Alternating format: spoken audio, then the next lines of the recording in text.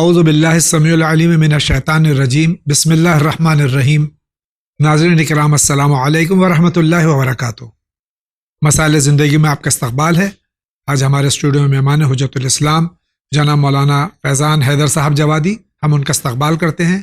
اس سے قبل کہ یہ ایپیسوڈ شروع ہو، میں آپ کی خدمت میں، تمام ناظرین کی خدمت میں اپنی جانب سے، اراکین چینل ون کی جانب سے اور ہم سب کی جانب سے، تمام مراجع تقلید، تمام علماء حق، تمام عالم اسلام اور تمام عالم انسانیت کی خدمت میں، اور ہم سب کی جانب سے رسول اللہ صلی اللہ علیہ وآلہ وسلم اور خانوادہ اہل بیت کی خدمت میں، حضرت ولی عصر اجل اللہ تعالیٰ فرجہ شریف امام مہدی علیہ الصلاۃ والسلام کی ولادت باسعادت جو کہ 15 شعبان المعظم میں قرار پائی ہے، اس کی مبارکباد اور تہنیت پیش کرتے ہیں، اس امید کے ساتھ کہ یہ عید سعید جو 15 شعبان المعظم کو ہے، اللہ تعالیٰ ہمیں عیدی کے طور پر اس دن ہمارے مولا کا ظہور ہو اور ہم سب ان کے آوان و انصار میں ہمارا شمار ہو۔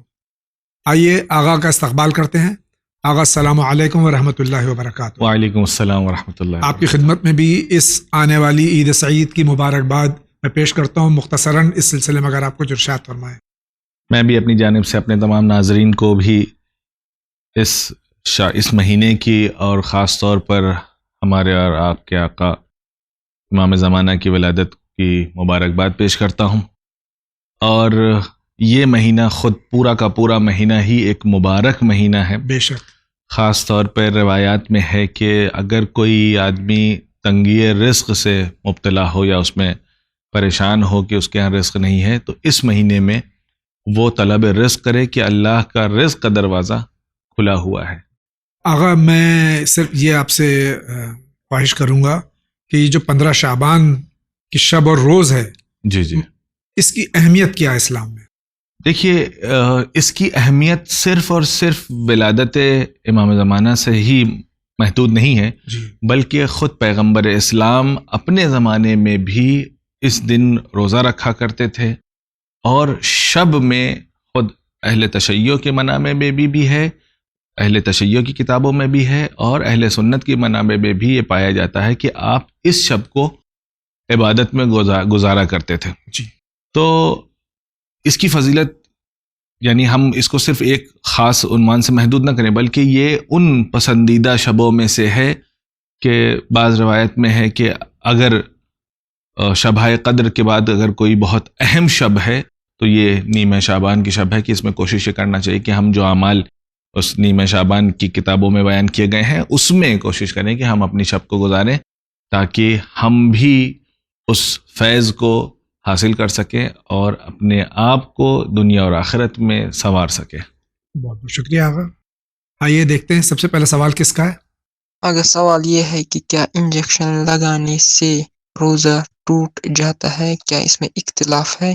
آدھے کہتے ہیں کہ نہیں، اگر اتنا درد ہے کہ وہ برداشت نہیں کر سکتا تو انجیکشن لگوا سکتا ہے۔ آدھے کہتے ہیں کہ وہ انجیکشن وہ نہیں لگا سکتے ہیں جن سے توانا یعنی کہ انرجی ملتی ہے، یعنی کہ انسولین یا اور کوئی دوسری انجیکشن جن سے انرجی ملتی ہو وہ نہیں لگا سکتے، اس سے باطل روزہ ہوتا ہے، یعنی کہ ٹوٹ جاتا ہے۔ کیا یہ صحیح ہے؟ آگا پلیز بتاؤ۔ ان قریب ماہ مبارک رمضان کی آمد ہے، اور سوال پہلا ہی ہمارا جو ہے بھائی کا کشمیر سے، کہ حالت صوم میں، حالت روزے میں کس طرح کا انجیکشن لگانا جائز ہے ہمارے مراجع کے نظر؟ جی، دیکھیے، بطلان روزہ کے لیے جو شرائط بیان کیے گئے ہیں اس میں سے ایک کھانا اور ایک پینا ہے۔ جی، لیکن بعض انجیکشنز بھی ایسے ہوتے ہیں جو انسان کو جسمانی طور پر قوت عطا کرتے ہیں۔ جی، اگر وہ کمزوری محسوس کر رہے ہیں تو اگر وہ انجیکشن لیتے ہیں تو اس سے وہ اپنے اندر وہ قوت محسوس کرتے ہیں۔ تو ایسے انجیکشنز جو انسان کو قوت عطا کرتے ہیں، ایک انجیکشن وہ ہوتا ہے کہ جو میڈیکل پرپس کے لیے ہوتا ہے، میڈیسن پرپس کے لیے ہوتا ہے، کہ اگر بیمار ہو گیا ہے یا کوئی پریشانی ہے جس کی وجہ سے اس کے لیے ضروری ہے کہ وہ یہ انجیکشن لے، تو وہ اسپیسیفکلی بیماری کے لیے انجیکشن ہے، وہ اسپیسیفکلی آدمی کو قوت اور طاقت عطا کرنے کا انجیکشن نہیں ہے۔ تو یہ انجیکشن آدمی لے سکتا ہے جو بیماری کے لیے اگر دیا جائے، کوئی اگر کسی کہیں چوٹ لگ گئی ہے تو اس کے لیے ٹیٹنس کا انجیکشن دیا جاتا ہے، تو یہ اس طریقے کے انجیکشن لے سکتا ہے. لیکن اگر کوئی ایسا انجیکشن ہے جس سے انسان کو طاقت مل رہی ہے یا قوت عطا ہو رہی ہے کہ مطلب اس کو روزہ جو اس نے رکھا ہوا وہ فیل نہ ہو، تو اس طریقے کے انجیکشن جائز نہیں ہے. آغا چونکہ یہ ایک اہم سوال ہے، اسی میں جوڑ دوں جی کہ آج پینڈیمک کا زمانہ ہے جی اور جی اس میں ویکسینیشن ہمارے ملک میں اور پوری دنیا میں لگایا جا رہا ہے. جی فی الحال جو ہے وہ 60 اینڈ ابو جن کی ایج ہے، جی جی لیکن 1 اپریل سے 45 کی عمر سے جو تجاوز کر گئے ہیں ان کے لیے بھی اجازت ہو جائے گی. جی جی اور ماہ رمضان آنے والا ہے، صحیح. تو روزے کے ظاہر ہے کہ شب میں تو یہ انجیکشن لگیں گے نہیں، جی تو دن میں ہی لگیں گے، اور یہ لگانا ضروری بھی ہے جی طبی احکامات جو ہیں اس کے لحاظ سے. بالکل. تو اس سلسلے میں آپ کیا فرماتے ہیں کہ کیا یہ انجیکشن ویکسینیشن جی حالت سوم میں انسان لے سکتا ہے؟ ایسے انجیکشنز چونکہ جو ہے وہ انسان کا امیون سسٹم بڑھانے کے لیے ہوتا ہے، یا انسان کو جو وائرس ہے کورونا کا اس سے لڑنے کے لیے وہ انجیکشن دیا جا رہا ہے. تو یہ ایک طریقے کا اس کے بھوک و پیاس کو مٹانے کے لیے نہیں ہے. جیسا میں نے آپ سے بتایا کہ وہ ٹیٹنس کا انجیکشن ہے کہ وہ پوٹینشیل وائرس کو دور کرتا ہے، وہ بیماری کو دور کرتا ہے، یہ بھی اسی طریقے کے انجیکشن میں آتا ہے. صرف ایک مسئلہ آتا ہے جو ڈائبیٹک پیشنٹس ہیں جو انسولین وغیرہ لیتے ہیں، ان کے لیے تو ڈاکٹر تو پہلے مرحلے میں کہتے تھے آپ روزہ ہی مت رکھیے. ابھی پچھلے جیسے ہی یہ رمضان کی آمد شروع ہوتی ہے تو سب سے پہلے لوگوں کے مسئلے مسائل آنا شروع ہو جاتے ہیں کہ میں روزہ، مجھے ڈاکٹر نے منع کر دیا. تو میں یہ چاہتا ہوں کہ اسی سوال سے استفادہ کرتے ہوئے یہ بھی بیان کرتا ہوں کہ ڈاکٹر کا منع کرنا کافی نہیں ہے. خود بھی محسوس کریں. خود انسان کا اس بات پر یقین ہونا کہ ہاں وہ روزہ نہیں رکھ سکتا ہے، جب تک یہ یقین حاصل نہیں ہوگا تب تک اس کے اوپر روزہ ہے. یعنی کم سے کم اسے ایک روزہ رکھ کر کے کوشش یہ کرنا چاہیے کہ ایک روزہ رکھے اور یہ دیکھے کیا اس کی باڈی اس کو پوٹینشلی روزہ رکھنے کی اجازت دے رہی ہے یا نہیں دے رہی. یا اگر آپ نے روزہ رکھنا شروع کیا، ممکن ہے کیونکہ ڈائبیٹک پیشنٹس جو ہوتے ہیں ان کو پیاس زیادہ لگتی ہے، تو اگر اس صورت میں اگر ظہر کے بعد بھی اگر ایسی کمزوری محسوس ہو رہی ہے کہ بنا فوراً پانی پیے ہوئے یا بنا جو کچھ کھائے ہوئے نہیں رہا جا سکتا ہے تو آپ افطار کر سکتے ہیں. یعنی روزہ توڑ سکتے ہیں. افطار کا مطلب ہوتا ہے روزہ توڑنا جسے کہا جائے. تو یعنی بیچ میں افطار نہیں ہوتا ہے. باقی لوگوں کو یہ بھی بتا دوں کہ 2 بجے افطار نہیں کر سکتے جو ہم لوگوں کے افطار کہا جاتا ہے. تو آپ روزہ وہاں پر توڑ سکتے ہیں. یہاں پر آپ کو یہ یقین حاصل ہو گیا کہ ہاں میرا جسم اجازت نہیں دیتا ہے کہ میں روزہ رکھوں، لہٰذا میرے اوپر سے روزہ فی الحال ساقط ہے. اگر رمضان کے بعد، کیونکہ 1 سال کا وقفہ ہوتا ہے، اس میں اگر انسان فٹ ہو جائے اور اس دوران میں اسے لگتا ہے کہ میں روزے کو قضا کر سکتا ہوں میرے باڈی میں، یا مثال کے طور پر ونٹر سیزن ہے اس میں 12 ہی گھنٹے کا دن ہوتا ہے تو اس میں برداشت کر سکتا ہوں، تو اس کے اوپر واجب ہے کہ روزے کی قضا کرے. اور اگر پھر بھی نہیں کر سکتا ہے تو پھر اگلے رمضان تک وہ کفارہ ادا کر دے، فدیہ دے دے. بہت بہت شکریہ. آپ کا کیا سوال ہے؟ السلام علیکم. بسم اللہ الرحمن الرحیم. آغا ہمارا سوال یہ ہے کہ ہمارا ایک بھانجا ہے، 2.5 سے پونے 3 سال کی اس کی عمر ہے. اس کا نام محمد تقی ہے اور وہ پچھلے 2 مہینے سے بہت علیل ہے. علالت کی انتہا یہ ہے کہ اس کے خون نہ بننے کی وجہ سے وہ بار بار اس کو خون چڑھانا پڑ رہا ہے، اور جب خون کی کمی ہونے لگتی ہے تو اس کی بلیڈنگ ہونے لگتی ہے کہیں سے بھی، ناک سے، دانتوں سے، کان سے. اور ڈاکٹرز نے اس کا بون میرو ٹرانسپلانٹیشن کے لیے بولا ہے. اس کے بعد میں انہوں نے اس کی بہن کا خون لے کر کے ٹیسٹ کیا کہ ٹرانسپلانٹیشن ہو جائے گا یا نہیں ہو جائے گا، اس کے بون میرو سے کام ہو جائے گا، لیکن وہ میچ نہیں کرا. اب ڈاکٹر کہہ رہے ہیں کہ وہ ہم انجیکشن سے چانس لے کے دیکھتے ہیں، اگر ہو جاتا ہے تو 60% بچے صحیح ہو جاتے ہیں انجیکشن دے کر کے بھی. 7 مہینے تک ہر مہینے کا انجیکشن لگتا ہے، لیکن انجیکشن دینے سے پہلے وہ بخار اس کا بچے کا نہیں ٹوٹ پا رہا ہے. بخار کی وجہ کیا ہے، کیا مسائل ہیں؟ ڈاکٹرز نے سارے ٹیسٹ بھی کر لیے ہیں، ہر طریقے کا ٹیسٹ. اور بچہ AIIMS all India institute of medical science AIIMS Rishikesh میں ایڈمٹ ہے. اس کے بخار نہ ٹوٹنے کی کیا وجہ ہے؟ کیا باہری اثرات کا کوئی اس پر اثر ہے جس کی وجہ سے بخار ٹوٹ رہے ہیں؟ بچہ تھوڑی سی باتیں بھی ایسی کرتا ہے جیسے کہ ایک بڑا انسان کرتا ہے. 2.5 سال کے بچے میں اتنی سمجھداری خیر وہ تو اللہ ہی بہتر جانتا ہے. تو آپ سے یہ جاننا تھا کہ اس کے بارے میں، بچے کے بارے میں تھوڑا سا دیکھیں کہ یہ کیا مسئلہ ہے جو بچے کا بخار نہیں اتر پا رہا ہے. پچھلے 20 دن سے بچہ بخار میں ہے اور ڈاکٹر سبھی طرح کے ٹیسٹ کر رہے ہیں, اپنی طرف سے پوری طریقے سے ایفرٹس کر رہے ہوں. باقی آپ سے درخواست دعا کی اس بچے کے لیے, مولا کے روزوں پر دعا کرائیں. نام محمد تقی ہے, اس کے باپ کا نام آفتاب حسین ہے اور اس کی ماں کا بہت برا حال ہے, رو رو کر کے وہ پریشان ہیں. آپ سے درخواست ہے کہ اس کی بارے میں تھوڑا سا دیکھیں کیا مسائل ہیں. پہلے تو یہ کہ ہم اس بچے کے لیے خاص طور سے اور تمام مرضائے مومن و مومنات کے لیے دعا گو ہیں کہ بحق معصومین علیہم الصلوۃ والسلام اللہ جلد صحت کلی عطا فرمائے. آغا یہ سارے مرحلے جو انہوں نے بیان فرمائے ہیں ہمارے بھائی نے کہ 2.5 سال کا بچہ ہے اور سارے علاج کرانے کے باوجود بھی جو بخار نہیں اتر رہا ہے, ان کو یہ خدشہ ہے کہ کچھ باہری اثرات بھی ہیں. دیکھیے اصل میں ہوتا یہ ہے کہ ہم جب اپنی طرف سے پوری کوشش کر چکے ہوتے ہیں اور کسی نتیجے تک نہیں پہنچتے ہیں تو ہمیں یہ لگتا ہے کہ ضرور اس میں کچھ اوپر کا ہو گیا ہے یا کچھ باہر کا ہو گیا ہے, اور اپنے اس بیماری کو یا اس پریشانی کو کہیں نہ کہیں ہم ان چیزوں سے جوڑنا شروع کر دیتے ہیں. جبکہ ممکن ہے کہ بچہ چونکہ بیمار ہے, کرٹیکل کنڈیشن میں ہے, اور جیسا کہ وہ بتا رہے ہیں کہ وہ خون کی کمی ہے, خون جنریٹ نہیں ہو رہا ہے, اور خون ظاہر سی بات ہے جب جنریٹ ہوتا ہے تو وہ جو ہے بیماریوں سے لڑتا ہے. جب وہ جنریٹ نہیں ہو رہا تو ممکن ہے اسی بنا پر, اسی وجہ سے اس کا بخار نہیں اتر رہا ہے. لیکن ایک نسخہ یہ ہے کہ وہ یہ کر سکتے ہیں. امام سجاد نے ارشاد فرمایا کہ اگر کوئی آدمی بخار میں مبتلا ہے, بخار میں وہ ہے, اس کو بخار آ رہا ہے, تو وہ 40 مرتبہ سورہ حمد کی تلاوت کر کے اس بیمار کے اوپر دم کرے تو انشاءاللہ اس کا بخار اتر جائے گا. بہت بہت شکریہ. آپ کا کیا سوال ہے؟ اگر کسی کو غسل جنابت یعنی کہ اس پر ہے, اگر وہ اس نے کیا, کیا اس کے بعد وضو کرنا حرام ہے؟ تمام فقہائے مرجع کرام کے نزدیک کیا اس کے بعد وضو کرنا حرام ہے غسل جنابت کے بعد؟ پلیز بتا, اگر وہ کرے گا تو گناہ ہے؟ پلیز بتا مہربانی کر کے. اگر انسان مجنب ہے, اس نے غسل جنابت کر لیا اور باقی ہے غسل, تو کیا پھر سے وضو کرنا حرام ہے؟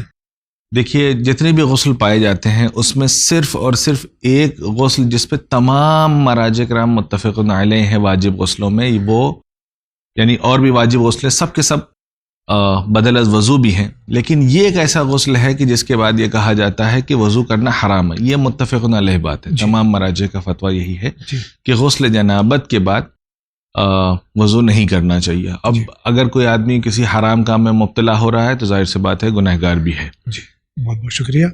آپ کا کیا سوال ہے, فرمائیے. السلام علیکم جاوید انکل, مولانا صاحب. میں محمد بول رہا ہوں دہلی سے. پہلے تو یہ کہ آپ کو بہت بہت شعبان مبارک ہو, جناب زینب کی پیدائش. مولانا میرے 2 سوال ہیں, اگر اس کی آپ وضاحت کر سکیں تو آپ کی بہت بہت مہربانی ہوگی.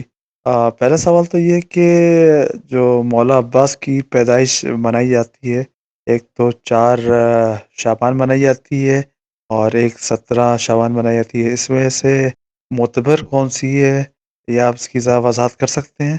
اور دوسرا سوال میرا یہ ہے کہ جو آج کل مولانا صاحب ایک کچھ اپنے اہل تشیع میں میں نے دیکھا, مسلمانوں میں ایک نئی چیز ہوئی ہے کہ یہ پیروں میں ایک کالے رنگ کا تاگا پہنتے ہیں, الٹی ٹانگ میں, الٹے ہاتھ میں. ایک کس حد تک جائز ہے؟ صاحب سوال کی اگر آپ وضاحت کر دیں تو آپ کی بہت بہت مہربانی ہوگی. شکریہ. السلام علیکم. حضرت مولا ابو الفضل العباس علیہ الصلوۃ والسلام کی ولادت جو کہ زیادہ تر روایتیں ہیں وہ 4 شعبان المعظم کی ہیں, اور بھی روایتیں ہیں. بمبئی میں ایک خاص روایت ہے 7 رجب کی بھی, تو بہرحال جو کہ اور کہیں نہیں ہے لیکن بہرحال ہے یہاں. تو یہ جو روایتیں صحیح تاریخ ہمارے بھائی پوچھ رہے ہیں کہ کون سی ہے. دیکھیے صحیح تاریخ کی ہمیں ضرورت بھی نہیں ہے. دونوں دن ہم خوشی منائیں. بالکل. ہم ولادت پر جشن یا شہادت پر عزا اس لیے مناتے ہیں تاکہ ہم اہل بیت کا ذکر کر سکیں. بے شک. دشمنوں نے اس کو حربہ بنایا تھا ان کے ذکر کو ختم کرنے کا, ہم نے اسے استعمال کیا ہے ان کے ذکر کو زیادہ سے زیادہ یوز کرنے کا. تو جتنی مرتبہ بھی اگر آپ کو اور بھی کہیں دکھ جائے کوئی جھوٹی, ضعیف, بالکل ایسی کہ مطلب آپ نے کبھی نہ سنا ہو کہ اس تاریخ پہ بھی ولادت کہی جاتی ہے, تو اس پہ بھی خوشی منائیے اور جشن منائیے, ان کو یاد کیجیے. بالکل. دوسرا سوال جو ہے, شاید لوگ ہاتھ میں اور پیر میں جو ہے وہ کالا دھاگا نظر سے بچنے کے لیے یا خوبصورتی کے لیے, یہ کہاں تک صحیح ہے؟ دیکھیے 2 چیزیں ہیں. ایک یہ ہے کہ یہ چیزیں کیا اسلام سے مربوط ہیں، ایک یہ ہے کہ یہ کہاں سے آئی ہے. جی دیکھیے اسلام میں اس کی کوئی جگہ نہیں ہے. تعویذ کا ذکر ملتا ہے، جی ذکر کا ذکر ملتا ہے کہ آپ یہ فلاں ورد کیجئے، فلاں چیز کو ذکر دہرائیے، یہ اس کا ہم ائمہ طاہرین میں ملتا ہے. تعویذ کا ذکر ملتا ہے، لیکن یہ دھاگا، بعض لوگوں کے کان میں نے بندے دیکھے ہیں، کڑے دیکھے ہیں، پیروں میں بیڑیاں دیکھی ہیں، اس طریقے کی چیزیں اسلام میں نہیں ملتی ہیں. اب بعض لوگ جو ہیں اسے تبرکاً پہنتے ہیں، تو وہ کیسے پہنتے ہیں یا اس کی کیا سند ہے یہ تو میں بھی نہیں بتا سکتا ہوں. لیکن اگر وہ تبرک کے طور پہ اسے پہن رہے ہیں تو اگر وہ شباہت ایسی آ رہی ہے کہ جو کسی غیر مذہب سے اس کی شباہت ملتی ہو تو بہتر یہ کہ اس کو احتیاط کریں، احتیاط کریں. جی بہت بہت شکریہ. آگے بڑھتے ہیں. السلام علیکم، میرا نام سید ریاض حسین جعفری، میں ناگپور شہر سے بول رہا ہوں. جاوید بھائی اور مولانا صاحب، بہت خاص مسئلہ ہے کہ یہ دور غیبت صغریٰ ہے یا غیبت کبریٰ ہے. اس مسئلے کا حل ہو تو بہت ضروری ہے. بعض ذاکرین بیان کرتے ہیں کہ کچھ واقعات ایسے، وہ یہ کہتے ہیں کہ یہ ان کو یہ بتانا چاہیے کہ کون سی غیبت ہے، غیبت صغریٰ ہے یا غیبت کبریٰ ہے. اور کوئی بھی یہ اگر دعویٰ کیا کر سکتا ہے کہ فلاں سے امام زمانہ اجر اللہ تعالیٰ فرجہ کی ملاقات ہوئی اس غیبت کبریٰ میں. اگر یہ دعویٰ صحیح ہے تو پھر ظہور ہو گیا. کیا مومن کو اس ذاکر خطیب سے پوچھنے کا حق حاصل ہے یا نہیں؟ ایک خطیب صاحب نے اپنی مجلس میں 2 مرتبہ ایک واقعہ بیان کیا، مومنین کو اچھا بھی لگا، نصیحت بھی ہوئی. انہوں نے بیان کیا کہ ایک مومن کی تمنا تھی کہ امام زمانہ اجر اللہ تعالیٰ فرجہ میرے گھر تشریف لائے. تو اچانک کیا دیکھا ہے کہ وہ امام زمانہ علیہ السلام اس کے گھر کے قریب آئے اور دروازے کے پاس میں کھڑے ہو گئے. آواز دی، اس نے دروازہ کھولا اور کہا کہ امام آپ تشریف رکھیے، میں 5 منٹ کا مجھے موقع دو، میں تیاری کر لیتا ہوں. جب وہ تیاری کر کے باہر نکلا تو کیا دیکھا کہ امام کچھ دور اس کے گھر کے نظر آئے. کہا کہ اب تو تیاری ہی کر لے، جب تو تیار نہیں تو میں کیسے آؤں. واقعہ تو بہت اچھا لگا، لیکن مولانا آپ یہ بتائیں کہ کیا یہ غیبت کبریٰ میں یہ واقعہ صحیح ہے یا غلط؟ مجھ گنہگار طالب علم کے علم میں اضافہ ہو. جواب عنایت فرمائے. شکریہ، خدا حافظ. جہاں تک میرے علم میں کوئی اس زمانے کو غیبت صغریٰ نہیں کہتا، نہ کوئی ذاکر نہ کوئی عالم، غیبت کبریٰ کہتا ہے. سوال ان کا یہ مختصر کر دوں کہ کیا غیبت کبریٰ میں ممکن ہے کہ کسی شخص سے، چاہے مومن ہو یا غیر مومن ہو، امام ملاقات کریں؟ دیکھیے، جو سب سے پہلے جواب تو آپ نے دے ہی دیا کہ یہ مطمئن رہیے کہ یہ زمانہ جو ہے زمانہ غیبت کبریٰ کا ہے، غیبت صغریٰ کا زمانہ نہیں ہے. روایات میں ہے کہ بعض کہ غیبت کبریٰ کے زمانے میں کسی سے امام کی براہ راست ملاقات نہیں ہوگی، جیسے غیبت صغریٰ میں ممکن تھی. اب مسئلہ یہ ہے کہ یہ بھی سننے کو ملتا ہے کہ بہت سارے لوگوں سے ملاقات ہوئی. اس کی 3 وجہ ہیں، اس کو 3 حصوں میں تقسیم کیا جا سکتا ہے. ایک یہ وجہ ہے اس کی کہ ممکن ہے کہ سامنے والا جب ظہور ہو اس وقت یہ کہے کہ میں تو ان کو پہچانتا ہوں، میں تو انہیں دیکھا کرتا تھا. جیسا کہ بہت ساری روایات میں ہے کہ جب امام کا ظہور ہوگا تو اس وقت بہت سارے لوگ کہیں گے کہ میں اس شخص کو ان کو دیکھ چکا ہوں اور مجھے پتہ نہیں تھا کہ یہ امام ہے. تو ایک اس طریقے کی ملاقات ہوگی جس میں نہ دونوں، کم سے کم انسان جو ہے وہ سامنے والے اپنے امام کو نہیں پہچان سکے گا، نہ پہچانتا ہوگا بلکہ. تو ایک قسم یہ ہے. دوسری قسم یہ ہے کہ جہاں پر ملاقات اگر ہوئی ہے تو عالم خواب میں، عالم شہود میں، ایسی جگہ پر کہ جہاں پر اس کو پتہ بعد میں چلا کہ ممکن ہے کہ وہ وقت کا امام رہا ہو. یہ بہت زیادہ ملتا ہے. تیسری وجہ یہ ہے، دوسری قسم یہ ہے کہ جہاں پر ایک عالم یا ایک عامل اپنے آپ کو ایک ایسے خاص ایام سے، یعنی وہ جسے کہا جائے کہ وہ اپنے ساتھ خاص ریاضت کر کے وہ اپنے آپ کو اس مقام تک پہنچا لے کہ جہاں پر اس کی ملاقات ہو جائے. یہ تینوں چیز پاسبل ہے. اب مسئلہ یہ ہے کہ کیونکہ ایک روایت میں یہ بھی ہے کہ جو یہ کہے تو اسے جھوٹا سمجھنا. مسئلہ یہ ہے کہ کیا اس کی ملاقات ہمارے لیے بھی حجت ہے یا نہیں ہے؟ اس کی ملاقات ہمارے لیے حجت نہیں ہے. اس کی ملاقات میں جو بھی گفتگو ہوئی ہے، جو بھی پیغام ملا ہے، یہ صرف اس ذات کے لیے تک تو کافی ہے. کیونکہ وہ خود بہتر سمجھ سکتا ہے کہ میں مثال کے طور پہ کوئی بھی آدمی آپ کو ملے، وہ آنے کے بعد کہے کہ میری امام سے ملاقات ہوئی ہے، تو وہ اور اس کے بعد کہا کہ مجھے امام سے ملاقات ہوئی ہے, آپ بہت نیک آدمی تھے, آپ کے لیے سلام کہلوایا ہے, ہم خوش ہو جائیں. نہیں, اگر اس کے لیے خود کے لیے سلام کہا ہے تو اس کو مبارک ہو اس کا سلام. جی. لیکن اگر یہ پیغام پہنچا رہا ہے تو پھر اس کی کوئی حجیت نہیں ہے, ورنہ ہر دوسرا آدمی آ کے روز ایک دعویٰ کر سکتا ہے. جی. اسی لیے کہا گیا ہے کہ ایسے لوگوں کو کہا جانا چاہیے کہ جھوٹے. اب مسئلہ یہ ہے کہ اگر ایسے واقعات نقل ہو رہے ہیں, اگر اس نقل کے ذریعے سے, جیسا کہا کہ آپ نے خود موصوف نے بھی اس بات کا اقرار کیا کہ اس سے لوگوں کی جو ہے اصلاح بھی ہو رہی ہے, لوگ جو ہے اگر اصلاح ہو رہی ہے تو وہ بہتر ہے, اچھا ہے, اصلاح ہو گئی, لیکن حجیت نہیں ہے. جی. یعنی یہ کہ ہاں حقیقتاً ہوئی ہوگی, جی. یہ کسی دوسرے کے اوپر حجت نہیں ہے. صرف اور صرف جس سے ملاقات ہوئی ہے وہ اپنی ملاقات کو اپنے تک محفوظ رکھے, محدود رکھے, اور اس کے لیے واجب ہے کہ وہ اس پہ, اگر اس کو یقین ہو گیا کہ مولا تھے تو وہ اس پر عمل کرے, لیکن باقیوں کے اوپر یہ ساقط ہے, اس سے کوئی مطلب نہیں. بہت بہت شکریہ. آپ کا کیا سوال ہے, فرمائیے. السلام علیکم, میں محمد اصغر, عمر 70 سال, جہان آباد یو پی سے بول رہا ہوں. میرا مسئلہ یہ ہے کہ میں نماز با جماعت بیٹھ کے پڑھتا ہوں کرسی میں. اکثر ایسا ہو جاتا ہے کہ رکوع کے بجائے سجدے میں چلا جاتا ہوں. ایسی حالت میں ہمیں کیا نماز نیت توڑ کے دوسری نیت کرنا چاہیے؟ یہ ہمارے بزرگ کرسی پہ بیٹھ کے نماز پڑھتے ہیں, ایج ہو گئی ان کی اور معذور ہیں ایک طرح سے, تو یہ جس طرح سے فرما رہے ہیں کیا ان کی نماز صحیح ہے یا ان کو نماز توڑنا پڑے گی؟ دیکھیے, سجدہ جو ہے وہ ارکان میں سے ہے, جی, لیکن 2 سجدے مل کے ایک رکن بنتا ہے. جی. اگر یہ سہون غلطی سے, جب کیونکہ ہوتا ہے یہ کرسی پر ایسے کر کے بیٹھتے ہیں اور رکوع کے لیے بڑھے, ممکن ہے کہ ان کی پیشانی سجدے گاہ سے ٹچ ہو جائے, جی, تو چونکہ ایک سجدہ ہے تو ان کی نماز اگر سہون ہے جی, تو ان کی نماز درست ہے, کوئی اس میں اشکال نہیں ہے. لیکن میں تمام کرسی پہ بیٹھ کے نماز پڑھنے والوں کے لیے ایک بات یہ کہنا چاہتا ہوں کہ احتیاط بہت ضروری ہے, اور جتنے بھی اعضاء سجدے میں, حالت سجدے میں واجب ہیں, 7 عضو جو سجدے میں زمین پر ٹچ ہونے چاہیے, ان میں سے جتنے زیادہ آپ زمین میں ٹچ کر سکتے ہوں ان کا ٹچ کرنا ضروری ہے. جی.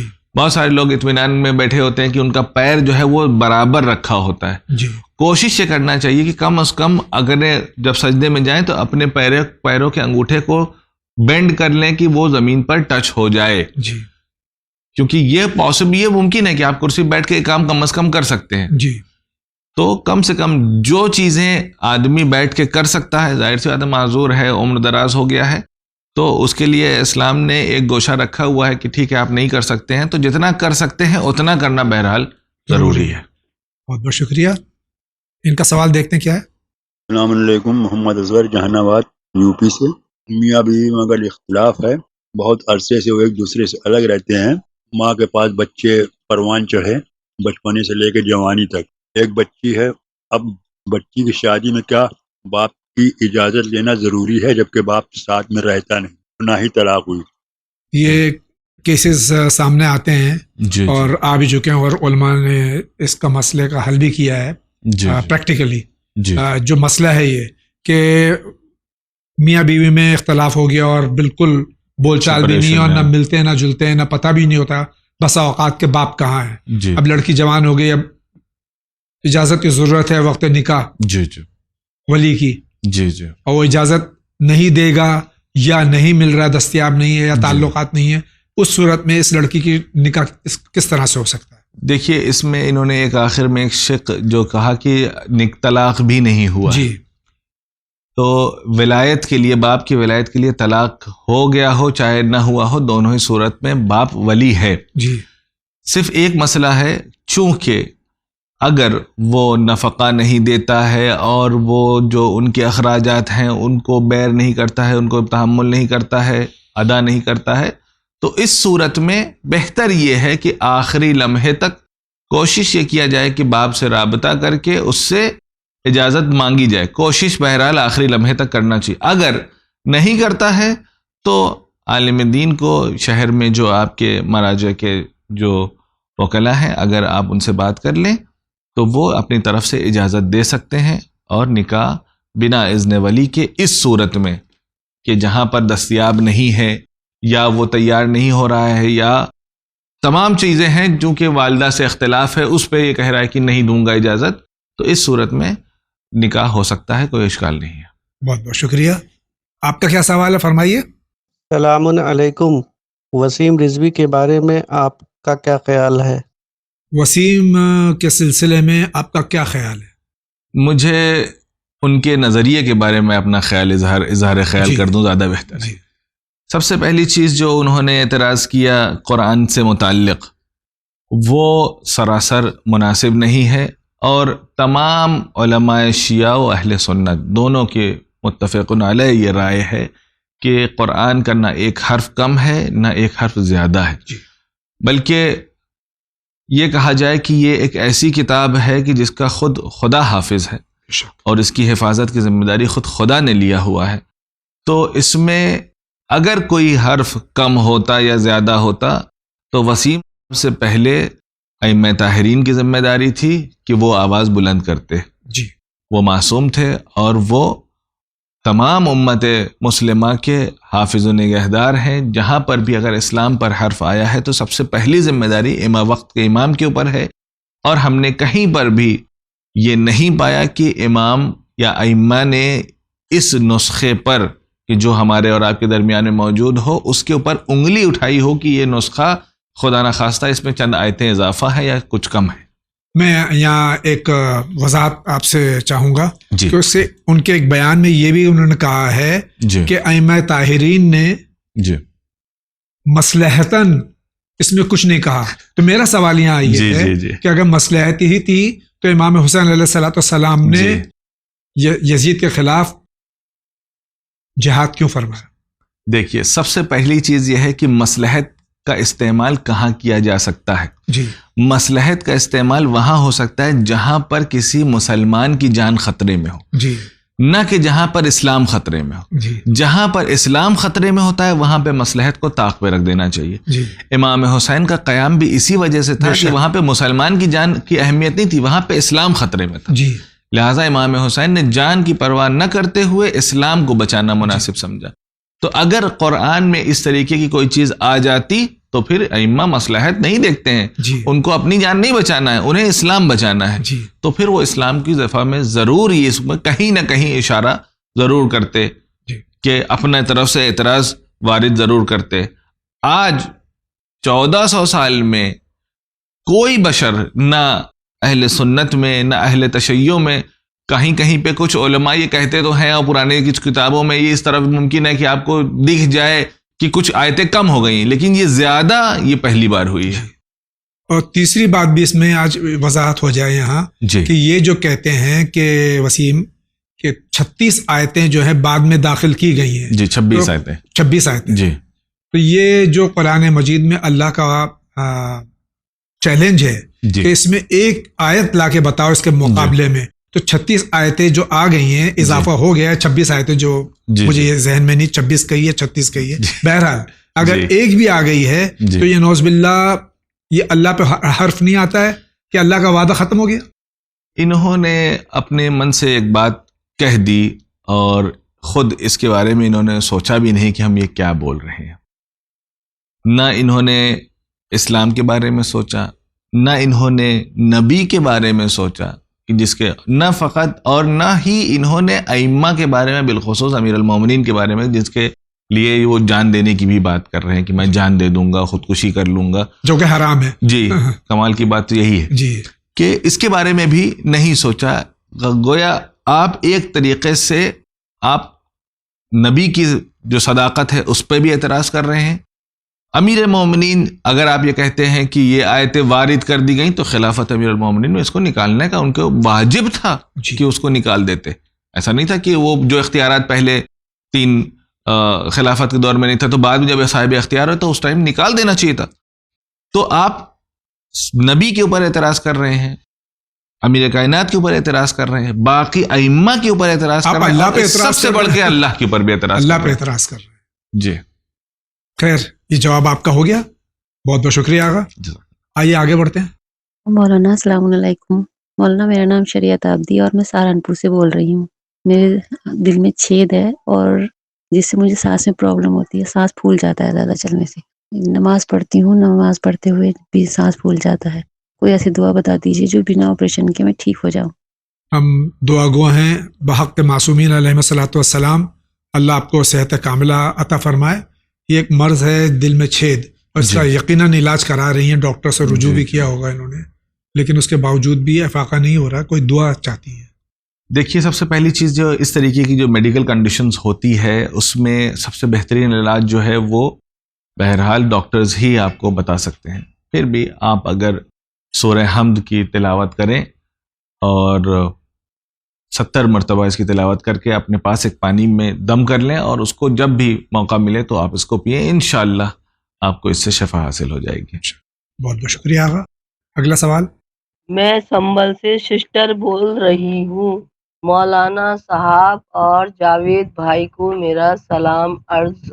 میرا سوال یہ ہے کہ گفٹ میں دیے گئے کپڑے یا کسی بھی دوسری چیز پر کیا خمس واجب ہے؟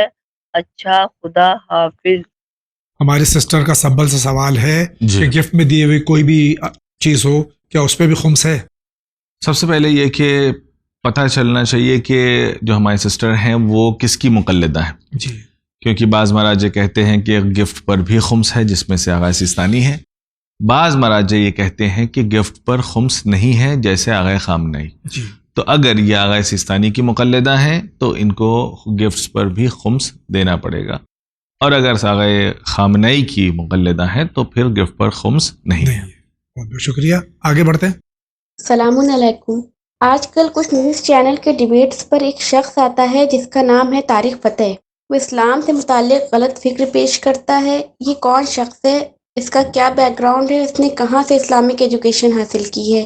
اگر معلوم ہو تو بتائیں تاکہ لوگ جان سکیں کہ حقیقت کیا ہے۔ میں لکھنؤ سے فاطمہ۔ ٹی وی پہ ایسے لوگوں کو بلا کے جن کا اسلام سے، اسلامیت سے کوئی تعلق ہی نہیں ہے، جی، ایسے لوگوں کو بلا کے اسلام کا مذاق کیوں اڑوایا جاتا ہے؟ دیکھیے، سب سے پہلی چیز یہ دوسرے آدمی کا نام آیا ہے آج جی، ہماری ڈیبیٹ میں اور ہمارے پروگرام پہ، جن کا یہ صرف اور صرف نام مسلمانوں والا ہے، جی، جن کی حرکتیں کوئی بھی اسلام سے تعلق نہیں رکھتی ہیں۔ تو سب سے پہلی چیز تو ہمیں صرف نام پہ دھوکہ نہیں کھانا چاہیے، جی، کیونکہ اس کا نام مسلمان ہے لہٰذا جو ہے یہ اسلام کا ٹھیکیدار ہے، ایسا نہیں ہے۔ جبکہ اگر آپ اس کو دیکھیں گے تو یہ اس کی ہسٹری اگر آپ دیکھیں گے تو یہ پاکستان میں ایز اے جرنلسٹ کام کرتے تھے، کئی بار جیل بھی گئے اپنے انہی لبرل آئیڈیاز کی وجہ سے۔ اس کے بعد پھر یہ سعودی عرب شفٹ ہو گئے، پھر وہاں سے بھی ان کو جانا پڑا، اور اب کینیڈین نیشنل ہیں، اور وہاں پر ایک لبرل اسلام چاہتے ہیں جہاں پر سو کالڈ لبرل، جی، سو اسلام تو ہے لبرل، اسلام سے زیادہ لبرل کوئی چیز ہے ہی نہیں دنیا میں۔ آپ نے صحیح طریقے سے اسلام کو چونکہ امپلیمنٹ نہیں کیا، تو اس لیے آپ کو بیسیکلی مسئلہ یہ ہے کہ ہمارے جو سمجھ میں آتا ہے ویسا ہونا چاہیے۔ جی، تو ان کو اعتراضات جو ہے وہ صرف یہ نام کے مسلمان ہیں، اور اسی نام کی وجہ سے ہماری عوام اور دھوکہ کھا رہی ہے، اور دوسرے لوگ اس سے غلط فائدہ اٹھا کر ہمارے اوپر انگلی اٹھاتے ہیں کہ تمہارے یہاں کا ایک آدمی یہ کہہ رہا ہے۔ ایسا آدمی جو ہمارے یہاں کی سوچ کو نہیں رکھتا ہے وہ ہمارا نہیں ہے۔ بہت بہت شکریہ۔ ان کا کیا سوال ہے؟ میں انور حسین کشمیر سے بول رہا ہوں، سری نگر سے۔ کیا نوروز منانا صحیح ہے یا غلط ہے؟ یہاں بہت سے عالم بولتے ہیں کشمیر میں نوروز کسی کتاب میں نہیں ہے۔ آگا مجھے اس کا جواب چاہیے۔ السلام علیکم۔ نوروز تو گزر چکا ہے، اب جی، نوروز منانا چاہیے یا نہیں منانا چاہیے؟ دیکھیے، نوروز کے سلسلے میں یہ بیان کر دوں، اور یہ بہت مجھے لگتا ہے ضروری بھی ہے تاکہ ہماری عوام، کیونکہ ہر سال یہ مسئلہ پوچھتی ہے۔ جی، نوروز یہ ایک اسلامی عید نہیں ہے، جی، اور یہ صرف اور صرف یہ پری اسلامک ایران کی یہ ایک عید تھی، جس پر سب سے زیادہ اگر کوئی چیز کہی جا سکتی ہے وہ یہ ہے کہ ائمہ نے اس میں چونکہ جو رسومات پائی جاتی ہیں کہ لوگ ایک دوسرے سے ملنے جاتے ہیں، اور نئے سال کا آغاز ہوتا ہے کہ بہار کا آغاز ہوتا ہے، تو بعض مراجع کہتے ہیں کہ چونکہ اس کے جو ڈیٹیلز ہیں وہ اس میں کوئی حرج نہیں پایا جاتا ہے، لہٰذا اس کو منایا جا سکتا ہے، لیکن اس بات کا خیال رکھا جائے کہ اس کا یہ دینی یا مذہبی عید نہیں ہے. جی. تو اگر نوروز کا منانے کا مطلب یہ ہے کہ آپ صلہ رحم کرتے ہیں، اپنے رشتہ داروں کے یہاں جاتے ہیں، ملاقات کرتے ہیں، تو منائیے، بالکل منائیے. لیکن اگر یہ سمجھ کے منائیں کہ دین اسلام سے اس کا کوئی تعلق ہے، تو دین اسلام سے اس کا کوئی تعلق نہیں ہے. تمام مراجع کی یہ متفق علیہ بات ہے. بہت بہت شکریہ آغا. آپ فرمائیے، آپ کیا کہنا چاہ رہے ہیں؟ السلام علیکم جاوید بھائی اور آغا صاحب. میرے 2-3 سوال ہیں آپ سے. گزارش ہے کہ اس کو صاف صاف بتا دیا جائے اور اس کے خلاصے کے ساتھ میرا مقصد ہے. پہلا سوال میرا یہ ہے کہ آپ واجب نماز میں مجھے یہ بتائیں کہ میں قرآن شریف کھول کے کوئی بھی آیت پڑھ سکتا ہوں سورہ الحمد کے بعد؟ دوسرا سوال میرا یہ ہے کہ اگر میں طبیعت کی وجہ سے کسی وجہ سے میں روزہ رکھ نہیں سکتا تو اس کا کفارہ کتنا ہوگا یا اس کا فدیہ ہوگا؟ یہ بھی مجھے بتا دیجئے. تیسرا سوال یہ ہے کہ میں دوران سفر بائی پلین جب میں اپنے شہر سے بیٹھتا ہوں اور میں اپنے ملک پہنچتا ہوں تو اس میں 18-19 گھنٹے ہو جاتے ہیں، تو بیٹھنے کے ساتھ تو جو وقت ہوتا ہے تو وہ تو واجب نماز ہو جاتی ہے. اس کے بعد 18-20 گھنٹے کے بعد میں اپنے مقام پر پہنچتا ہوں تو سفر میرا پورا ہوتا ہے. تو کیا مجھے پورے دن کی نماز قصر ادا کرنی پڑے گی یا کیا کرنا چاہیے، یا دوران سفر پلین کے اندر ہی میں نماز ادا کر لوں؟ تو اس چیز کا مجھے خلاصہ کیا جائے تو آپ کی بڑی مہربانی. آپ ہمارے سب کے سلام قبول کرنا. خدا حافظ. ہمارے بھائی کے 3 سوال ہیں. پہلا سوال یہ ہے کہ واجب نمازوں میں سورہ حمد کے بعد میں پورا سورہ پڑھنا، کوئی بھی، چاہے سورہ بقرہ ہو چاہے سورہ ناس ہو، پورا سورہ پڑھنا ہے یا کچھ آیتیں پڑھ سکتے ہیں قرآن سے؟ واجب نماز میں سورہ حمد کے بعد ایک مکمل سورہ پڑھنا ضروری ہے. اگر جیسا کہ انہوں نے کہا کہ میں اگر یاد نہیں ہے، کوئی بڑا سورہ پڑھنا چاہتے ہیں، اگر یاد نہیں ہے سورہ یاسین یا سورہ رحمان پڑھنا چاہتے ہیں تو قرآن میں دیکھ کر پڑھ سکتے ہیں، کوئی حرج نہیں. دوسرا سوال جو ہے ان کا، دوسرا سوال یہ ہے کہ اگر کسی بنا پر بیماری کی وجہ سے یا مسافرت کی وجہ سے روزہ نہیں رکھا ہے تو 1 سال تک وقت ہوتا ہے کہ اس میں انسان اپنے روزے کو قضا کر لے.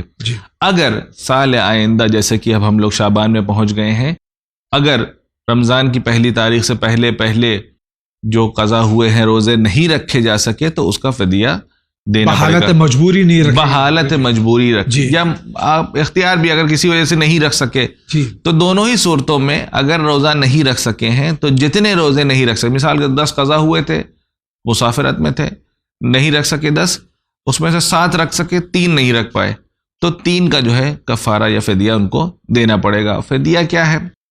فدیہ ہے 1 مد طعام، 750 گرام. 750 گرام. بہتر یہ ہے کہ زیادہ دیا جائے، بالکل تول کے 750 گرام نہیں. مطلب کوشش یہ کہا جاتا ہے کہ بعض مراجع علماء یہ کہتے ہیں کہ 2 برابر ہو تو زیادہ بہتر ہے، یعنی تقریباً 2 مد ہو تو بہتر ہے ہر کفارے کے لیے. 1 مد تو دینا ہی چاہیے لیکن اس سے زیادہ ہو تو بہتر. تیسرا سوال جو انہوں نے کہا کہ سفر بظاہر ان کا جو ہے امریکہ یا کینیڈا کے لیے ہے، کیونکہ وہیں 18 گھنٹے کی فلائٹس ہوتی ہیں.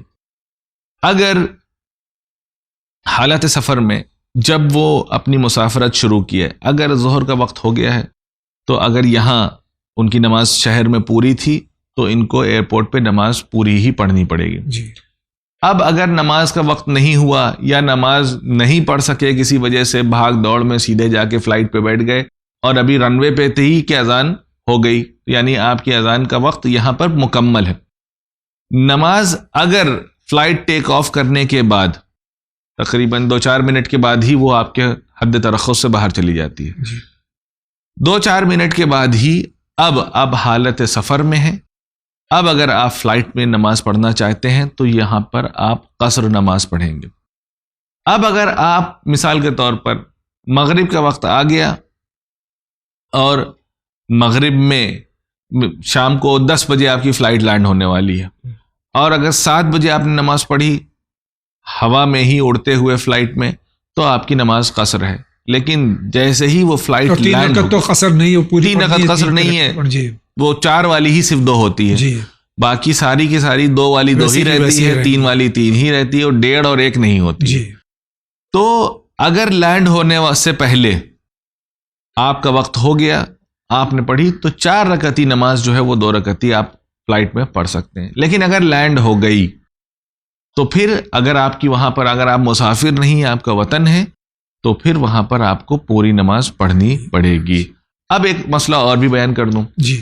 جب آپ فلائٹ میں بیٹھے اور فلائٹ میں کسی بھی وجہ سے نماز نہیں پڑھ سکے، آپ کو فلائٹ اٹینڈنٹ نے نہیں پڑھنے دیا یا آپ کو جگہ مناسب نہیں مل پائی، یہ نماز آپ پڑھ سکتے. آپ جب اپنے وطن سے چلے تھے تو اذان ہو چکی تھی، یعنی ظہر کی اذان ہو گئی ہے، تو آپ 4 رکعت پڑھنی تھی، آپ نہیں پڑھ سکے. فلائٹ ٹیک آف ہو گئی اور جب آپ لینڈ کیے ہیں تو آپ کی ظہر عصر کی نماز قضا ہو گئی ہے. تو اس صورت میں آپ کو 2 رکعت پڑھنی ہوگی، قصر نماز پڑھنی ہوگی. کیوں؟ کیونکہ آپ کی نماز جب قضا ہوئی تو وہ حالت قصر میں قضا ہوئی. تو اب آپ وطن پہنچیے چاہے مسافرت میں ہوئیے، دونوں ہی صورت میں آپ کو قصر ہی نماز ادا کرنی ہے. جس حالت میں نماز قضا ہوگی اسی حالت میں آپ کو اس کی قضا بھی کرنی ہے. بہت بہت شکریہ. اگلا سوال سید زاہد حسین عادی، امامیہ مسجد جھانسی یو پی. حجت الاسلام والمسلمین مولانا صاحب و جاوید صاحب، سلام علیکم ورحمۃ اللہ وبرکاتہ. سوال: شعبان المعظم و نیمہ شعبان میں کیا فرق ہے؟ اس کی وضاحت فرمائیں. شعبان مہینے کو محمد مصطفیٰ صلی اللہ علیہ وآلہ وسلم کا مہینہ کہا گیا ہے اور رمضان المبارک کو اللہ کا مہینہ کہا گیا ہے. رمضان المبارک کے روزے واجب قرار دیے ہیں جبکہ شعبان المعظم کے روزے مستحب قرار دیے ہیں. حضرت محمد مصطفیٰ صلی اللہ علیہ وسلم ارشاد فرماتے ہیں، جو بھی شخص ماہ شعبان میں روزہ رکھے گا اس پر جنت واجب ہے. اس ماہ کی ہر جمعرات کو آسمان سجائے جاتے ہیں، فرشتے روزہ داروں کے لیے دعائے خیر کرتے ہیں اور با فرمان نبی صلی اللہ علیہ وآلہ وسلم ایسے شخص کی 20 دینوی اور 20 آخریوی حاجات پوری کی جاتی ہیں. یہ جاہل و ناقص بڑے ادب و احترام سے مولانا صاحب سے سوال کرنے کی اجازت چاہتا ہے. رمضان المبارک کے روزے واجب ہیں جبکہ حضرت انسان واجب روزوں کو چھوڑ دیتا ہے اور مستحب روزہ رکھ لیتا ہے. کیا حضرت انسان کو جنت ملے گی؟ جبکہ میرے آقا نامدار حضرت محمد مصطفیٰ کا فرمان ہے، جو لوگ ماہ شعبان میں روزہ رکھے گا اس پر جنت واجب ہے اور فرشتے بھی روزہ داروں کے لیے دعائے خیر کرتے ہیں. اس پر روشنی ڈالنے کی زحمت گوارا فرمائیں. شکریہ والسلام. اللہ حافظ. پہلا سوال جنہوں نے کیا کہ نیمہ شعبان میں اور شعبان معظم میں کیا فرق ہے.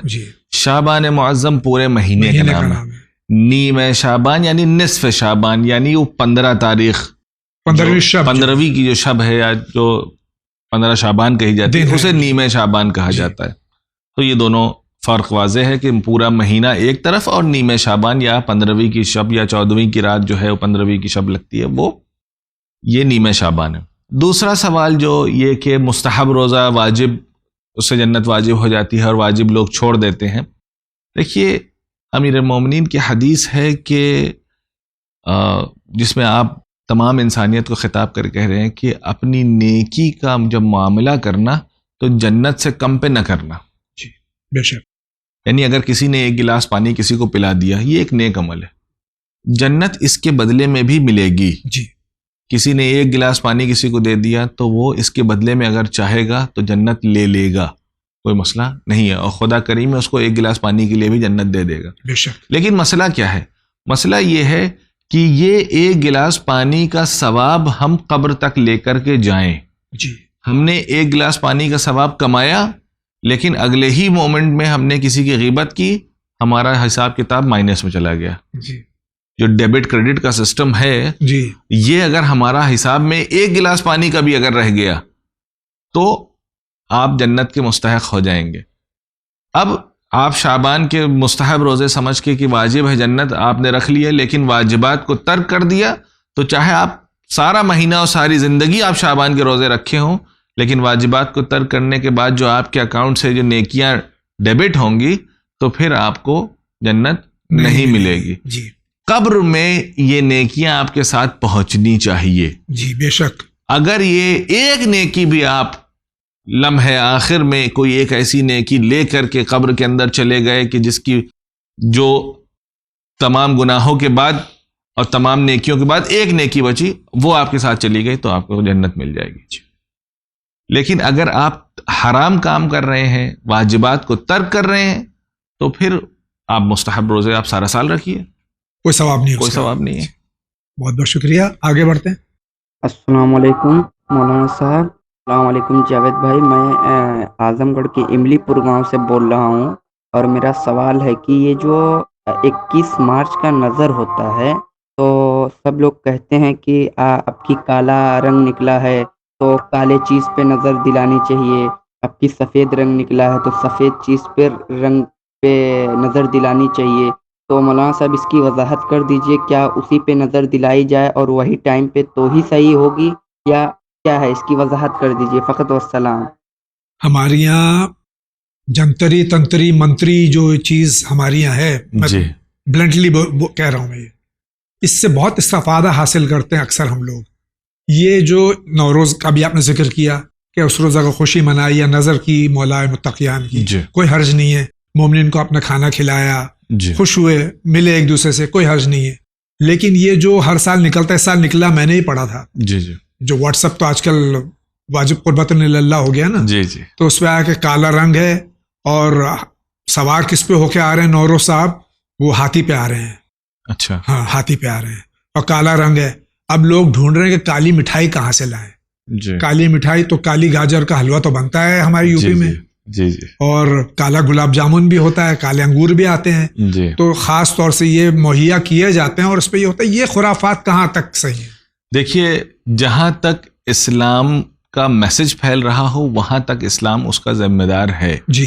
لیکن اس کے آگے جو یہ رنگ پھیلتا ہے اور یہ جو جانور آتے ہیں، ان جانوروں سے کیا فرق پڑتا ہے، یا اس رنگ سے کیا فرق پڑتا اور ہے؟ آتے کہاں سے ہیں جانور؟ یہ آتے کہاں سے، کون نکالتا ہے اور کون لاتا ہے؟ جی. ایک چیز یہ ہے. دوسری چیز یہ کہ پچھلے سال کا رنگ کیا تھا کہ پہلے دن ہی لاک ڈاؤن لگا ہے. جی. اگر وہ رنگ سے کچھ فرق پڑنے والا ہے تو پھر آئندہ جو ہے آدمی ہوشیار رہے جی. کہ جو پچھلے سال رنگ آیا تھا وہ پہلے دن ہی 22 تاریخ کو پہلا لاک ڈاؤن لگا، 21 تاریخ کو نوروز تھی. جی. دیکھیے، اسلام جو ہے، آپ نذر کرنا چاہتے ہیں، نذر کا مقصد یہ ہے کہ ہم اپنے مرحومین کو کوئی چیز ہدیہ کر دیں. جی. کوئی مسئلہ نہیں، بسم اللہ. لیکن جہاں پر خرافات آ جاتی ہے، خرافات کا ذمہ دار اسلام خرافاتوں کا دین نہیں ہے. جی. اسلام دین ہے عقل کا. بے شک. جہاں پر عقل کام کر رہی ہو، جہاں تک کام کر رہی ہو، وہاں تک اسلام ذمہ دار ہے. جی. لیکن جہاں پر خرافات شروع ہو جاتی ہے اس کا ذمہ دار اسلام نہیں ہے. صرف اور صرف پورے اسلام کے اندر ایک چیز کو بہت اہمیت دی گئی ہے، وہ ہے قمر در عقرب. جی. جس کی طرف ہم اور آپ بہت کم متوجہ ہوتے ہیں، اور ہماری عوام اس کی طرف بالکل بھی متوجہ نہیں ہوتی. صرف شادی کی تاریخ میں وہ ڈھونڈتی ہے کہ قمر در عقرب نہیں ہونا چاہیے. وہ بھی اب جو ماڈرن سوسائٹی ہے اس کو وہ بھی بھول چکی ہے. جی. اس کے اثرات پائے جاتے ہیں. اس کے علاوہ کوئی دوسری چیز کی اسلامی حیثیت نہیں ہے. بہت بہت شکریہ. آپ کیا کہنا چاہتے ہیں، فرمائیے. السلام علیکم مولانا صاحب. میں دلی سے زویا رضوی بول رہی ہوں. میں 7 سال کی ہوں. مجھے آپ سے ایک سوال پوچھنا تھا. مجھے نماز کا شوق ہے. میں نماز شب بھی پڑھتی ہوں، صبح کی نماز بھی پڑھتی ہوں، اور ظہر عصر عشاء مغرب یہ سب نماز بھی پڑھتی ہوں. تو مجھے بڑوں سے زیادہ ملے گا، اس سے کم ملے گا، یا برابر ملے گا؟ یہ میرا سوال تھا. یہ 7 سال کی بچی ہے، ابھی اس پہ شریعت کا کوئی حکم صادر نہیں ہوتا ہے، واجب نہیں اس پہ. یہ نماز پنجگانہ کے ساتھ میں نماز شب بھی جی گزارتی ہیں، پڑھتی ہیں. بچی کا سوال یہ بہت معصومانہ سوال ہے کہ اس کا ثواب کتنا ملے گا؟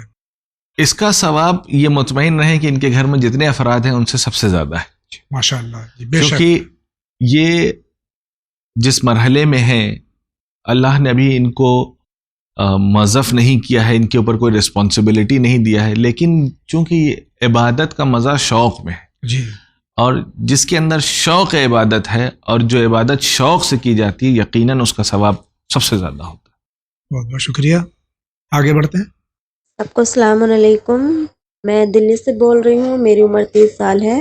میرا سوال ہے مولانا صاحب یہ کہ میں نماز پڑھتی ہوں، بچپن سے پڑھتی ہوں، اپنے دادا کے ساتھ پڑھتی تھی. میں شوق ہے مجھے نماز پڑھنے کا، لیکن یہ کبھی کبھی میری نماز قضا ہو جاتی ہے، جس میں یہ سوچتی ہوں، خیال رہتا ہے کہ میں نماز کو ادا کروں، لیکن میں کر نہیں پاتی، گھر کے مسائل کی وجہ سے یا گھر کے کام کاج کی وجہ سے میں اتنا ٹائم نہیں دے پاتی کہ میں نماز ادا نہیں کر پاتی. لیکن جب میں اپنی نماز پڑھتی ہوں 5 وقت نماز، اس میں میرے من میں کچھ ایسا خیال سے چلتا رہتا ہے کہ میری نماز قبول نہیں ہوئی خدا کی بارگاہ میں. اور دوسرا سوال یہ بھی، نماز دعائیں میں پڑھتی ہوں برابر، لیکن میری طبیعت ذرا خراب رہتی ہے، ناساز رہتی ہے. میں نے رپورٹس بھی کرائے ہیں، سب ڈاکٹرز کو بھی دکھایا بہت کو، لیکن میری رپورٹس بھی نارمل آتی ہیں سب. میرے سمجھ نہیں آتا کہ ایسا کیوں ہے میرے ساتھ، ایسا طبیعت خراب کیوں رہتی ہے. اور کچھ مطلب جو میرے رشتہ دار ہیں جیسے میری ساس وغیرہ بولتی ہیں کہ بھئی روحانی مسئلہ ہے یا ایسے اثرات کا مسئلہ ہے. کیا پلیز مجھے وضاحت کریں کہ یہ کیا، اس میں میری مدد کریں، میں کیا کروں اس سلسلے میں؟ ان کے کئی سوالات ایک دوسرے سے مربوط ہیں. نماز پڑھتی ہیں، کچھ نمازیں نہیں پڑھ پاتی ہیں، قضا ہو جاتی ہیں، گھر کے حالات ایسے ہیں، مصروف رہتی ہیں تو اس میں نماز قضا ہو جاتی ہے. کچھ بیمار رہتی ہیں اور وغیرہ وغیرہ. ان کی خوش دامن جو ہے، ساس جو ہے ان کی، وہ فرماتی ہیں کہ تم پہ باہری اثرات ہیں، جیسے ابھی آپ نے فرمایا کہ ہمارے یہاں کچھ ہوتا تو باہری اثرات پر زیادہ ہم زور دیتے ہیں. تو اس کا کس طرح سے تدارک کریں؟ سب سے پہلی چیز یہ ہے کہ اللہ سب سے پہلا کام یہ کرتا ہے کہ اگر کسی کو یہ محسوس کرنا ہے کہ اس کی توفیقات میں اضافہ ہو رہا ہے یا نہیں، تو اللہ سب سے پہلے اسے وہ توفیق دیتا ہے کہ وہ اپنی قضا نمازوں کو ادا کرے. تو اور اس کی برکت سے باقی سارے کام ٹھیک ہوتے ہیں. سب سے پہلے مرحلے میں کوشش یہ کریں کہ اپنی قضا نمازوں کو تھوڑا تھوڑا کر کے جب موقع ملے، ضروری نہیں ہے جس دن آپ نے یہ طے کر لیا کہ میں 100 رکعت نماز پڑھوں گی تو ممکن ہے ایک بار تو آپ پڑھیں لیکن اگلی بار نہیں پڑھیں گے. لیکن آپ یہ طے کر لیں کہ اگر مجھے موقع ملا تو میں 2 رکعت کبھی پڑھ لوں گی، فجر کے ساتھ 2 رکعت پڑھ لوں گی، ظہر کے ساتھ 4 رکعت پڑھ لوں گی. ایسے کر کے اگر آپ پڑھیں گے تو آپ کی قضا بھی ادا ہو جائے گی اور اللہ آپ کو مستقل طور پہ توفیق بھی دیتا رہے گا. جہاں تک بیماری کا سلسلہ ہے، وہ ہر چیز کو، جیسا کہ میں نے عرض کیا کہ ہر چیز کو ہم فوراً کسی روحانی اور کچھ اوپر کا اور کچھ باہر کا اس طرف نسبت نہ دے تو بہتر ہے، بلکہ یہ دیکھیں کہ ہو سکتا ہے کہ ہماری ڈائٹ میں کچھ ایسا مسئلہ ہو یا ہمارے کھانے پینے میں کچھ ایسا مسئلہ آب و ہوا کچھ ایسی آب و ہوا ہو جہاں پہ آپ کو سوٹ نہیں کر رہا ہے، تو ممکن ہے کہ اس کی وجہ سے آدمی بیمار رہتا ہو. اس کے علاوہ انہوں نے ایک بات یہ کہا کہ جب میں نماز پڑھتی ہوں تو مجھے وسوسہ ایسا خیال آتا ہے کہ میری نماز قبول نہیں ہوگی. یہ جو ہے یہ ایک شیطانی وسوسہ ہے جو شیطان انسان کو ایک نماز قضا کرنے کے بعد دوسری طرف متوجہ کرتا ہے کہ وہ تو تمہاری قضا ہو ہی گئی ہے، کوئی فائدہ نہیں اس کا، کچھ حاصل نہیں ہونے والا ہے، تم اٹھک بیٹھک کر رہے ہو، وہ تو تمہاری نماز قضا ہو گئی ہے، اب جب قضا ہی ہو گئی ہے تو اس کے چکر میں کیوں پڑھو، اس کو بھی چھوڑ دو. تو یہ شیطانی وسوسے ہیں جو انسان کو اپنے واجبات سے دھیرے دھیرے کر کے دور کرتا ہے. اس کا علاج یہی ہے کہ جب موقع ملے تو 2 رکعت نماز ہی صحیح، جو بھی قضا ہوئی ہے 2 رکعت نماز پڑھیں تاکہ دھیرے دھیرے آپ کی قضا نماز بھی ادا ہو جائے اور ان وسوسوں سے بھی آپ محفوظ ہو جائیں. بہت بہت شکریہ. اگلا سوال. السلام علیکم مولانا صاحب. السلام علیکم جاوید بھائی. میں موضع املی پور سے بول رہا ہوں، اعظم گڑھ ضلع سے املی پور سے. میرا سوال یہ ہے کہ ماں باپ کے والدین کی عزت نہ کرنا، جو لوگ عزت نہیں کرتے ہیں اس کا کیا گناہ ہے؟ اور ماں باپ اگر ناراض ہو جائیں اولاد سے اور بات نہ کریں تو اس کا کیا گناہ ہے؟ اس کی وضاحت ذرا کر دیجئے. بہت بہت شکریہ. فقط والسلام. والدین کی نافرمانی، اب میں اس میں اور اضافہ کر دوں، والدین چاہے مومن ہو یا غیر مومن ہو، بالکل والدین کی نافرمانی کرنے کا کیا عذاب ہے دنیا اور آخرت میں. پروردگار نے 2 جگہ پر قرآن میں والدین کا ذکر کیا، وبالوالدین احسانا. دونوں جگہ پر اپنی اطاعت کے بعد والدین کی اطاعت کو رکھا ہے. ائمہ طاہرین اور انبیاء کا ذکر بھی درمیان میں نہیں کیا. یعنی اطاعت کے اعتبار سے اللہ نے والدین میں اپنی تجلی پیش کی ہے کہ اگر جس طریقے سے ایک انسان کو چاہیے کہ اپنے والدین کی اطاعت کرے، اسی کے طول میں یہ ہے کہ اس سے بڑھ کے خدا کی اطاعت کرے. تو جب خدا یہ چاہتا تھا کہ اپنی محبت کا اظہار کرے کہ میں اپنے بندے سے کتنی محبت کرتا ہوں، تو یہ کہتا ہے کہ ماں جتنے اپنے بچے سے محبت کرتی اس سے 70 برابر خدا اپنے بندے سے محبت کرتا ہے. یعنی ماں باپ کا درجہ اتنا اہم ہے. اب اگر کوئی آدمی ان کی نافرمانی کرتا ہے، بہت سارے واقعات ہیں، اب چونکہ یہاں پہ جگہ نہیں واقعہ بیان کرنے کی، جہاں پر خود پیغمبر کے دور میں ایسا ہوا کہ جب تک کہ ماں والدہ نے یا والدین نے اپنے بچے کو بخشا نہیں ہے، تب تک جو ہے وہ بہت ساری جگہوں پہ قبر کھودی اور پانی نکل آیا. تو یہ اس طریقے کے واقعات پیش آئے کہ دفن تک نہیں ہو سکا. تو والدین کی نافرمانی کرنا دنیا میں بھی خسارہ دیکھے گا اور آخرت میں تو عذاب علیم اس کے لیے ہے ہی. شکریہ. ان کا سوال دیکھتے ہیں کیا ہے. السلام علیکم مولانا صاحب، جاوید انکل، میں یو پی سے بول رہی ہوں، اور میرا کوشچن یہ ہے کہ مجھے نہیں معلوم کہ میں وسوسے کی شکار ہوں یا سچ میں میرے ساتھ ایسا ہی ہوتا ہے، کیونکہ اگر یہ وسوسے ہوتے تو مجھے لگتا ہے کہ میں خود بھی کنٹرول کروں. میں بہت ساری مولانا صاحب کی دیکھتی رہتی ہوں کہ وسوسوں سے بچنا چاہیے، لیکن جب بھی میں واش روم میں جاتی ہوں طہارت کو لے کے میرے ساتھ جو مسئلے ہوتے ہیں، مجھے یہ لگتا ہے کہ یہ وسوسے نہیں ہے، شاید سچ میں ہوتا ہے، کیونکہ باقاعدہ مجھے ایسا فیل ہوتا ہے کہ میرے اوپر پیشاب کی چھینٹیں آئی ہیں میرے چہرے پر یا بالوں پر. خیر میں ان کو بھی اگنور کر دیا، میں نے اس سے پہلے بھی آپ کا کوشچن بھی سنا تھا، ان سب چیزوں کو میں اگنور کر بھی دوں، لیکن اصلی مسئلہ یہ ہوتا ہے کہ مجھ سے کیسے بھی کر کے طہارت کا لوٹا رائٹ ہینڈ جس سے ٹنکی کو کھولتے ہیں وہ نجس ہو جاتا ہے. میں دھوتی ہوں، پھر لگتا ہے جیسے چلو میں پانی بھر کے دھو رہی ہوں، اس برتن میں یا جس چیز سے پاک کر رہی ہوں اس کے اندر پھر سے میرے کہیں سے چھینٹ چو گئی. کل ملا کے بات یہ ہے کہ مجھے نجس ہی لگتا ہے، پتہ نہیں وسوسہ ہے کیا ہے. بہرحال اصلی مسئلہ یہ ہے کہ میں اگر ان سب چیزوں کو دور بھی کرنا چاہوں تو یہ اس لیے نہیں ہو پا رہی، بس میرے ذہن میں یہ رہتا ہے کہ میرا گھر نجس ہو جائے کوئی مسئلہ نہیں، میں سب صحیح ہو جائے گا، ایک بار میں ٹھیک ہو جاؤں. جیسے میں مینٹلی مجھے لگ رہا ہے کہ کہیں میں پاگل تو نہیں ہو رہی ہوں، میں خود سے ٹھیک کروں. لیکن اصلی مسئلہ یہ ہوتا ہے کہ مجھے یہ فیل آتا ہے کہ جب میرا بھائی جاتا ہے طہارت لینے کے لیے واش روم میں تو مجھے لگتا ہے کہ میں جلدی سے جا کر لوٹے کو دھو لوں، ٹنکی کو پاک کر لوں، کہیں ایسا نہ ہو کہ میرا بھائی اس سے طہارت لے لے وہ نجس ہو جائے. اور مین جو ہے کہ وہ مسجد میں جائے گا نماز پڑھنے کے لیے، وہاں کی جا نماز سجدہ گاہ وہ سب نجس ہو جائیں گی. بس مولانا صاحب اصلی مسئلہ یہی ہے، اس لیے میں ٹھیک نہیں ہو پا رہی. میرے ذہن میں بس یہی ہے کہ میں مسجد کی جا نماز اور سجدہ گاہ جو میرے گھر میں بھی سجدہ گاہ ہیں ان کو کیسے پاک کروں گی. سجدہ گاہ اور مسجد میں تو میں شاید ہی کبھی جا کے ان جا نمازوں کو پاک کر پاؤں. بس پلیز میرے سوال کا جواب دے دیجیے تاکہ میں ٹھیک ہو سکوں. پلیز مولانا صاحب پلیز. آپ کیا فرماتے ہیں؟ دیکھیے سب سے پہلی چیز یہ ہے کہ ہمارے یہاں جب ہم تھوڑا احتیاط کرنا شروع کرتے ہیں تو شیطان اسی دروازے سے آتا ہے جی کہ آدمی کو پھر اسی احتیاط میں الجھانا شروع کرتا ہے کہ دیکھو یہ نجس ہو گیا ہے، وہ نجس ہو گیا ہے. سب سے آسان فارمولا اس کا یہ کہ آدمی جب ایک بار اس نے نہا لیا پاک ہو گیا اور اس کو یقین ہے کہ جو اس نے لباس پہنا ہے اس کا پاک و پاکیزہ ہے. میں اس کو ایک سمپل مثال کے ذریعے سمجھانا چاہتا ہوں. وہ یہ ہے کہ اگر آپ کو یقین، مجھے یقین ہے، میں اپنے گھر سے آیا، میرا یہ لباس پاک ہے، میرا کرتا پاک ہے، یعنی مجھے یقین ہے تو میرا یقین یہ 100 پہ ہے. جی. اب مجھے راستے میں شک ہوتا ہے کہ اوکے میں نے ٹرین میں ٹریول کیا، پتہ نہیں میرا کرتا نجس ہو گیا ہو سکتا ہے کہ یہ جتنے ہو سکتے ہیں یہ سب 99% تک جا سکتے ہیں کہ یہ ہوا ہو یہ ہوا ہو یہ ہوا ہو، لیکن میرا یقین جو ہے وہ 100 پہ ہے. تو یہ جتنے ہو سکتے ہیں یہ سب رد ہو جائے، کوئی حیثیت نہیں، کوئی حیثیت نہیں. کیوں؟ کیونکہ مجھے یقین ہے کہ میرا لباس پاک ہے. اب میرا لباس نجس کب ہوگا؟ جب مجھے یقین ہو جائے گا کہ ہاں میں نے دیکھا کہ فلاں نجس چیز میرے لباس پہ آ کے گری. محسوس ہونا کافی نہیں ہے، یقین ہو. جی مجھے محسوس ہوا کہ چھینٹ پڑ گئی، مجھے محسوس ہوا کہ اکثر میں نے دیکھتا ہوں کہ اکثر ہوتا ہے کہ میں ٹوائلٹ گیا تھا اب میں نماز نہیں پڑھ سکتا ہوں. کیا ہو بھائی؟ نجس ہو گیا ہوں میں. کس نے کہا نجس ہو گیا؟ نجس کیسے پتا چلا نجس ہو گئے؟ کیوں؟ میں ٹوائلٹ گیا تھا. تو آپ کیا کر رہے تھے بھائی؟ تو جب تک کہ آدمی قطع اس کو حاصل نہ ہو، یقین نہ ہو جائے، شور نہ ہو جائے کہ نجس ہوا ہے، تب تک وہ نجس نہیں ہے. اگر آپ نے ایک بار لوٹے کے اوپر پانی، اگر آپ کو لگتا ہے کہ لوٹا نجس ہوا تھا، آپ نے اسے پاک کر دیا، ختم ہو گئی بات. جب آپ پاک کر رہے ہیں تب تو آپ شور ہو گئے نا کہ ہاں یہ پاک کر دیا، ختم ہو گئی بات. اسلام کہتا ہے کہ جتنا آپ جہاں پر آپ شور ہو گئے والسلام.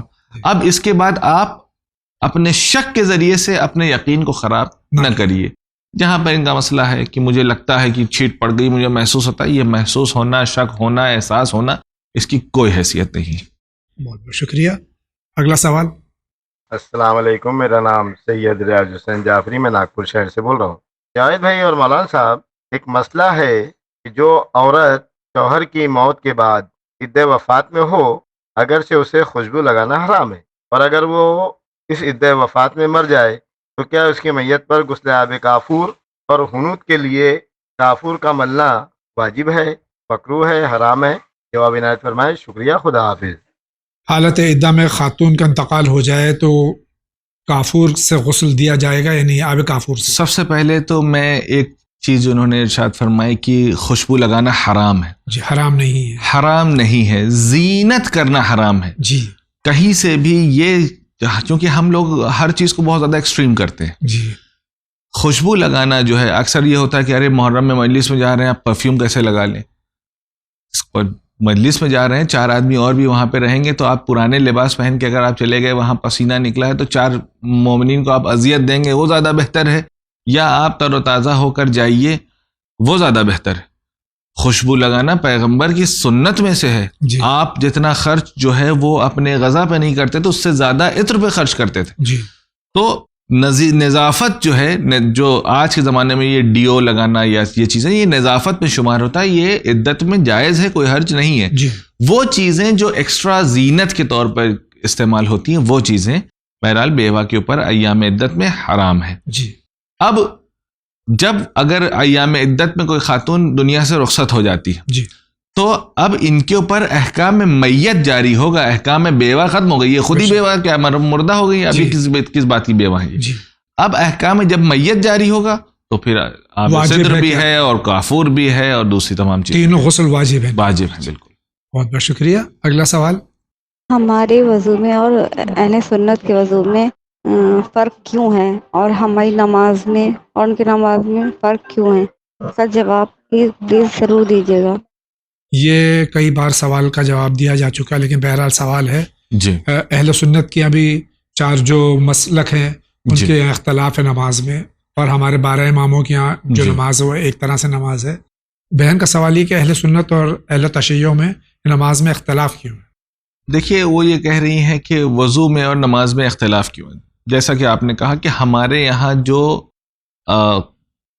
قرآن کی تفسیر کے ذریعے سے جو اہل بیت علیہ السلام نے جو طریقہ بتایا ہے، چونکہ ہم مسلک امام جعفر صادق کے ماننے والے ہیں، تو مسلک جعفری کی نماز جو ہے وہ مسلک امام صادق سے آئی ہے، اور ائمہ طاہرین علیہ الصلوۃ والسلام کا جو سلسلہ ہے وہ پیغمبر سے متصل ہوتا ہے۔ جی، انہوں نے یہ طریقہ ہمیں بیان کیا کہ جس طریقے سے صلو کما رأیتمونی اصلی، ویسے نماز پڑھو جیسے میں پڑھ رہا ہوں۔ اور ہمیں ہمارے یہاں ائمہ طاہرین نے بیان کیا کہ پیغمبر اس طریقے سے نماز پڑھتے تھے، لہٰذا ہم نے اس طریقے کو اپنایا۔ اب ان کے یہاں جو اختلاف پایا جاتا ہے، ممکن ہے کہ ان کے پاس کوئی اور طریقہ ہو، یا ان کے یہاں کچھ اور لوگوں نے اس میں کچھ اضافہ کیا ہو کہ اب یہ چیزیں اچھی لگ رہی ہے۔ مثال کے طور پر جو تکفیر جسے کہا جاتا ہے، ہاتھ باندھ کے نماز پڑھنے کے سلسلے میں، وہ کہا جاتا ہے کہ وہ خلیفہ ثانی کے دور میں آیا۔ تو جو چیزیں اضافہ یا کم ہوتی ہیں وہ خود اس مسلک کے فالوورز کی وجہ سے کم ہوتی ہے۔ ہمارے یہاں چونکہ ائمہ طاہرین کا سلسلہ نبی صلی اللہ علیہ وسلم سے جا کے ملتا ہے، اور انہوں نے ہی یہ تعلیم ہمیں دی ہے، اس لیے یہ فرق پایا جاتا ہے۔ بہت بہت شکریہ۔ ناظرین کرام، اسی کے ساتھ جا رہے ہیں بہت ہی مختصر سے بریک پہ، لیکن آپ کہیں نہیں جائیے، ابھی حاضر ہوتے ہیں۔